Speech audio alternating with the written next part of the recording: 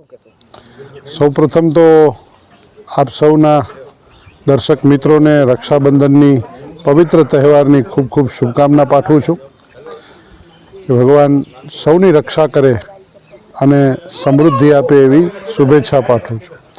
દેશના વડાપ્રધાન માનનીય નરેન્દ્રભાઈ મોદી સાહેબે એક પેડ માં કે નામની વાત કરેલી છે। તો આજે રક્ષાબંધન છે, રક્ષાબંધનનો પવિત્ર તહેવાર છે।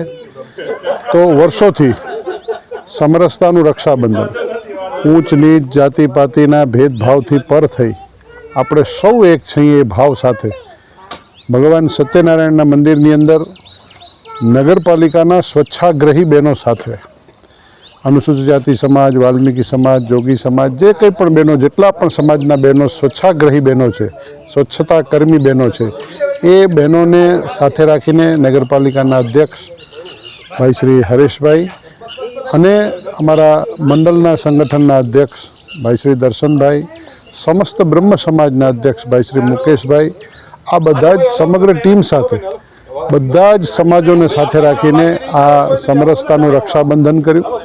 અને એ સમરસતાના રક્ષાબંધન પછી ગુજરાત પ્રદેશ ભારતીય જનતા પાર્ટીએ કહ્યું હતું કે બહેનોને સાથે રાખી અને વૃક્ષારોપણ પણ થાય, કારણ કે મોદી સાહેબનો મંત્ર છે એક પેડ માં કે નામ। તો એ સંદર્ભે આજે અહીંયા રત્નકલા સોસાયટીની અંદર નગરપાલિકાના પૂર્વ અધ્યક્ષ ભાઈ શ્રી મેહુલભાઈ શાહના પ્રયત્નો સાથે અને નગરપાલિકાના સહયોગ સાથે અહીંયા સાર્વજનિક પ્લોટમાં આ રત્નકલા સોસાયટીના પરિવારોને સાથે રાખીને ભાઈઓ બહેનો સાથે મળીને એક વૃક્ષારોપણનો કાર્યક્રમ કર્યો છે અને શુભેચ્છા પાઠવી છે।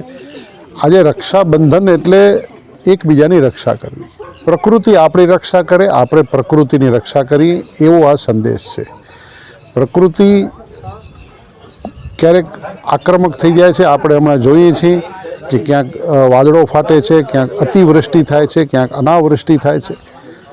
તો એ ક્લાઇમેટ ચેન્જ થઈ રહ્યું છે। આ ક્લાઇમેટ ચેન્જથી બચવું હશે તો આપણે પ્રકૃતિને બેલેન્સ કરવી પડશે, એના માટે વૃક્ષો વાવવા પડશે, પાણી ઉતારવું પડશે, પાણી બચાવવું પડશે અને પાણીને જમીનમાં ઉતરવા દેવું પડશે।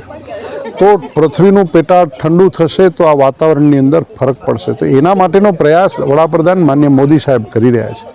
તો એ મંત્રને સાકાર કરવા માટે નાના નાના પ્રયત્નોના ભાગરૂપે અહીં સૌ સંગઠનના મિત્રો, ચૂંટાયેલા મિત્રો સૌ સાથે મળીને એક આ વિનમ્ર પ્રયાસ કર્યો છે કે પ્રકૃતિ પણ આપણી રક્ષા કરે ને આપણે પ્રકૃતિની રક્ષા કરીએ।